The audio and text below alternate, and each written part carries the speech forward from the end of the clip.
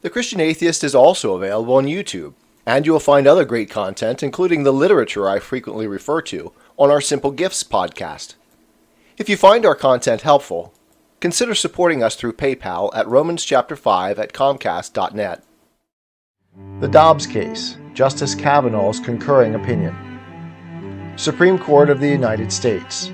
Thomas E. Dobbs, State Health Officer of the Mississippi Department of Health, and others, petitioners, versus Jackson Women's Health Organization and others. On writ of certiorari to the United States Court of Appeals for the Fifth Circuit. June 24, 2022. Justice Kavanaugh, concurring. I write separately to explain my additional views about why Roe was wrongly decided, why Roe should be overruled at this time, and the future implications of today's decision. 1. Abortion is a profoundly difficult and contentious issue because it presents an irreconcilable conflict between the interests of a pregnant woman who seeks an abortion and the interests in protecting fetal life. The interests on both sides of the abortion issue are extraordinarily weighty. On the one side, many pro-choice advocates forcefully argue that the ability to obtain an abortion is critically important for women's personal and professional lives, and for women's health. They contend that the widespread availability of abortion has been essential for women to advance in society and to achieve greater equality over the last 50 years. And they maintain that women must have the freedom to choose for themselves whether to have an abortion. On the other side, many pro-life advocates forcefully argue that a fetus is a human life. They contend that all human life should be protected as a matter of human dignity and fundamental morality. And they stress that a significant percentage of Americans with pro-life views are women. When it comes to abortion, one interest must prevail over the other at any given point in a pregnancy. Many Americans of good faith would prioritize the interests of the pregnant woman. Many other Americans of good faith instead would prioritize the interests in protecting fetal life, at least unless, for example, an abortion is necessary to save the life of the mother. Of course, many Americans are conflicted or have nuanced views that may vary depending on the particular time in pregnancy or the particular circumstances of a pregnancy. The issue before this court, however, is not the policy or morality of abortion. The issue before this court is what the Constitution says about abortion. The Constitution does not take sides on the issue of abortion. The text of the Constitution does not refer to or encompass abortion.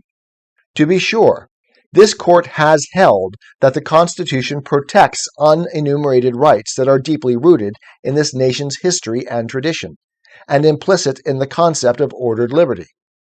But a right to abortion is not deeply rooted in American history and tradition, as the court today thoroughly explains.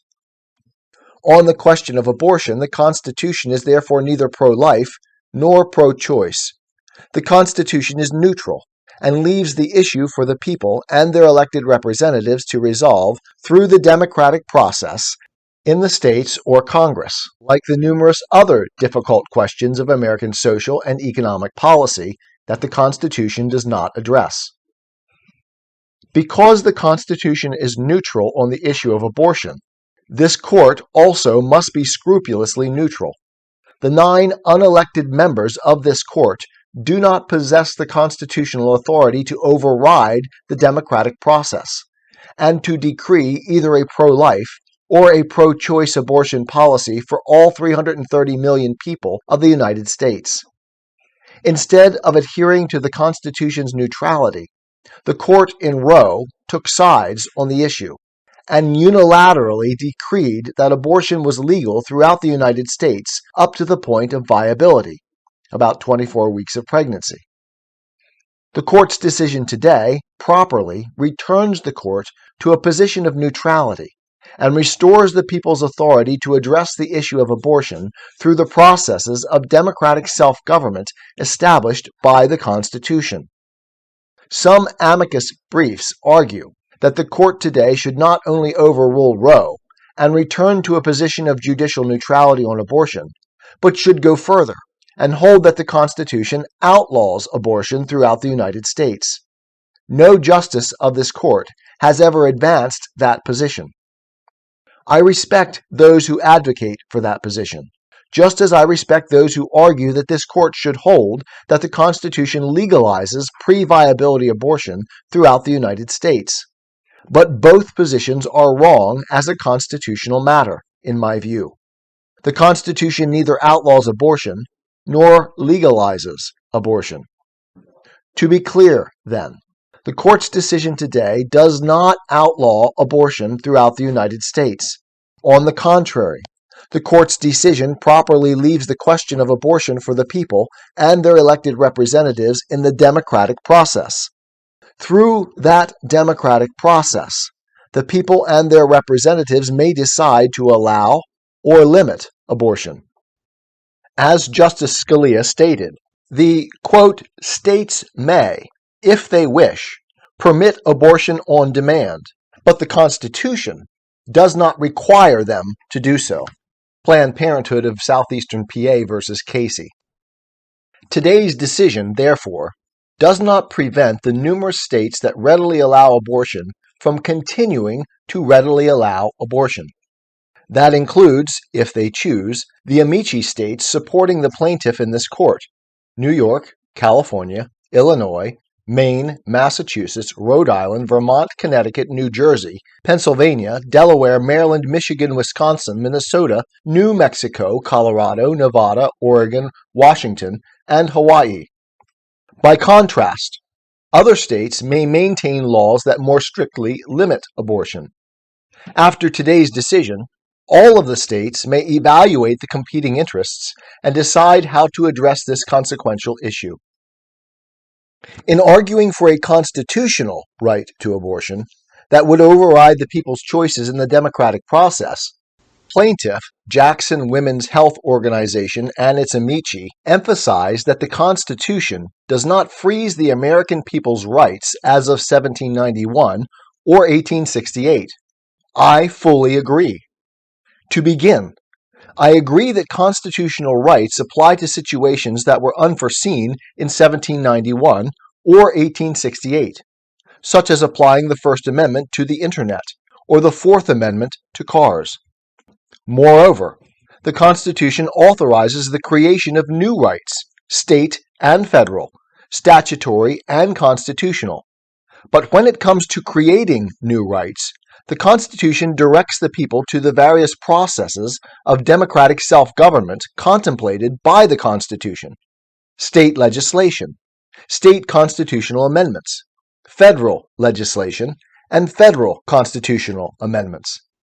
The Constitution does not grant the 9 unelected members of this court the unilateral authority to rewrite the Constitution to create new rights and liberties based on our own moral or policy views.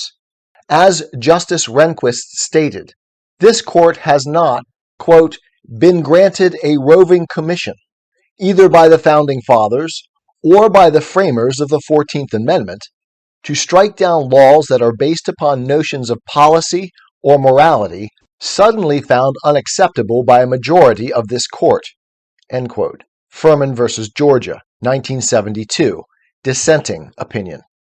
This court, therefore, does not possess the authority either to declare a constitutional right to abortion or to declare a constitutional prohibition of abortion. In sum, the Constitution is neutral on the issue of abortion and allows the people and their elected representatives to address the issue through the democratic process. In my respectful view, the court in Roe therefore erred by taking sides on the issue of abortion. 2. The more difficult question in this case is stare decisis, that is, whether to overrule the Roe decision.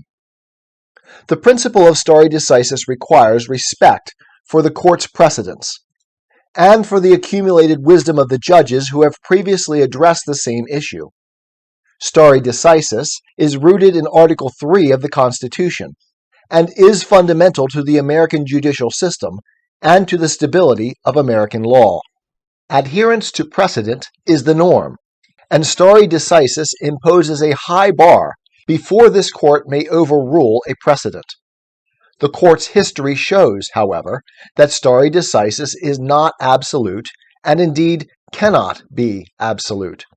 Otherwise, as the court today explains, many long since overruled cases such as Plessy v. Ferguson, Lochner v. New York, Minersville School District v. Gobitis, and Bowers v. Hardwick would never have been overruled and would still be the law. In his canonical Burnett opinion in 1932, Justice Brandeis stated that in, quote, cases involving the federal Constitution, where correction through legislative action is practically impossible, this court has often overruled its earlier decisions, end quote. That description of the court's practice remains accurate today. Every current member of this court has voted to overrule precedent. And over the last 100 years, beginning with Chief Justice Taft's appointment in 1921, every one of the 48 justices appointed to this court has voted to overrule precedent. Many of those justices have voted to overrule a substantial number of very significant and long-standing precedents. But that history alone does not answer the critical question: when precisely should the court overrule an erroneous constitutional precedent? The history of stare decisis in this court establishes that a constitutional precedent may be overruled only when 1. The prior decision is not just wrong, but is egregiously wrong. 2. The prior decision has caused significant negative jurisprudential or real-world consequences. And 3. Overruling the prior decision would not unduly upset legitimate reliance interests. Applying those factors, I agree with the court today that Roe should be overruled.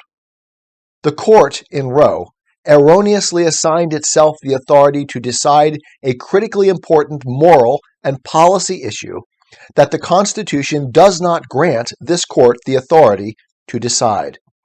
As Justice Byron White succinctly explained, Roe was, quote, an improvident and extravagant exercise of the power of judicial review, end quote, because, quote, nothing in the language or history of the Constitution, end quote, supports a constitutional right to abortion.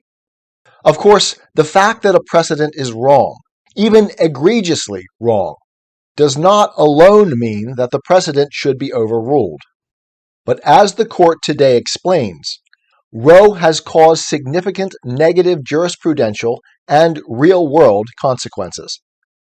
By taking sides on a difficult and contentious issue on which the Constitution is neutral, Roe overreached and exceeded this court's constitutional authority, gravely distorted the nation's understanding of this court's proper constitutional role, and caused significant harm to what Roe itself recognized as the state's, quote, important and legitimate interest, end quote, in protecting fetal life.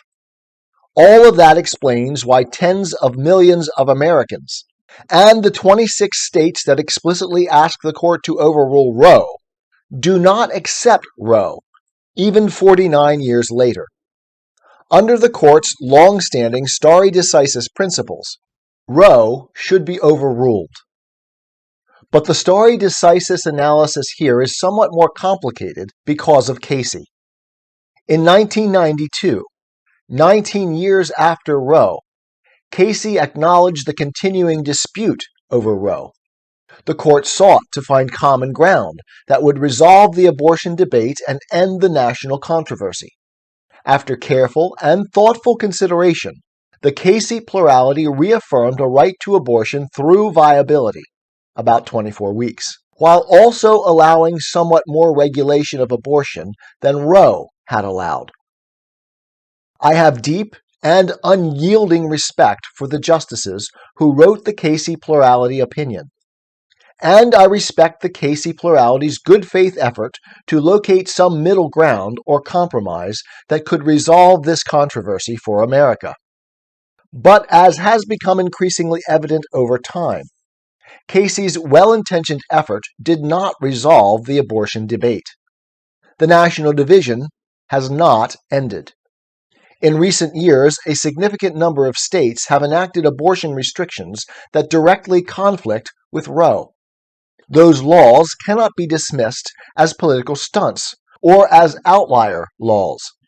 Those numerous state laws collectively represent the sincere and deeply held views of tens of millions of Americans who continue to fervently believe that allowing abortions up to 24 weeks is far too radical and far too extreme, and does not sufficiently account for what Roe itself recognized as the state's, quote, important and legitimate interest, end quote, in protecting fetal life. In this case, moreover, a majority of the states, 26 in all, asked the court to overrule Roe and return the abortion issue to the states. In short, Casey's stare decisis analysis rested in part on a predictive judgment about the future development of state laws and of the people's views on the abortion issue. But that predictive judgment has not borne out. As the court today explains, the experience over the last 30 years conflicts with Casey's predictive judgment and therefore undermines Casey's precedential force. In any event, although Casey is relevant to the stare decisis analysis, the question of whether to overrule Roe cannot be dictated by Casey alone. To illustrate that stare decisis point, consider an example. Suppose that in 1924, this court had expressly reaffirmed Plessy v. Ferguson and upheld the state's authority to segregate people on the basis of race. Would the court in Brown, some 30 years later, in 1954, have reaffirmed Plessy and upheld racially segregated schools simply because of that intervening 1924 precedent? Surely the answer is no. In sum, I agree with the court's application today of the principles of stare decisis and its conclusion that Roe should be overruled. 3. After today's decision, the 9 members of this court will no longer decide the basic legality of pre-viability abortion for all 330 million Americans. That issue will be resolved by the people and their representatives in the democratic process in the states or Congress. But the parties' arguments have raised other related questions, and I address some of them here. First is the question of how this decision will affect other precedents involving issues such as contraception and marriage, in particular the decisions in Griswold v. Connecticut, Eisenstadt v. Baird, Loving v. Virginia, and Obergefell v. Hodges. I emphasize what the court today states. Overruling Roe does not mean the overruling of those precedents, and does not threaten or cast doubt on those precedents. Second, as I see it, some of the other abortion-related legal questions raised by today's decision are not especially difficult as a constitutional matter. For example, may a state bar a resident of that state from traveling to another state to obtain an abortion? In my view, the answer is no, based on the constitutional right to interstate travel. May a state retroactively impose liability or punishment for an abortion that occurred before today's decision takes effect? In my view, the answer is no, based on the Due Process Clause or the Ex Post Facto Clause. Other abortion-related legal questions may emerge in the future, but this court will no longer decide the fundamental question of whether abortion must be allowed throughout the United States through 6 weeks, or 12 weeks, or 15 weeks, or 24 weeks, or some other line. The court will no longer decide how to evaluate the interests of the pregnant woman and the interests in protecting fetal life throughout pregnancy. Instead, those difficult moral and policy questions will be decided, as the Constitution dictates, by the people and their elected representatives through the constitutional processes of democratic self-government. The Roe Court took sides on a consequential moral and policy issue that this court had no constitutional authority to decide. By taking sides, the Roe Court distorted the nation's understanding of this court's proper role in the American constitutional system, and thereby damaged the court as an institution. As Justice Scalia explained in Casey, Roe destroyed the compromises of the past, rendered compromise impossible for the future, and required the entire issue to be resolved uniformly at the national level. End quote.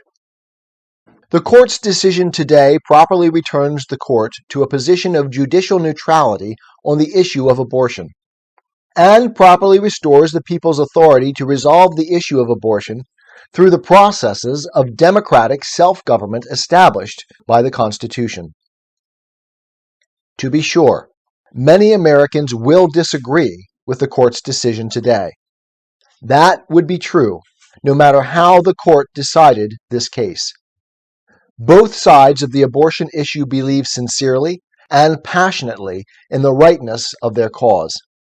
Especially in those difficult and fraught circumstances, the court must scrupulously adhere to the Constitution's neutral position on the issue of abortion.